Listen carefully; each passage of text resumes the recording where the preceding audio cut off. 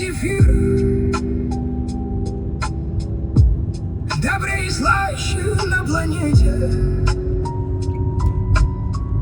пытаясь сделать хруст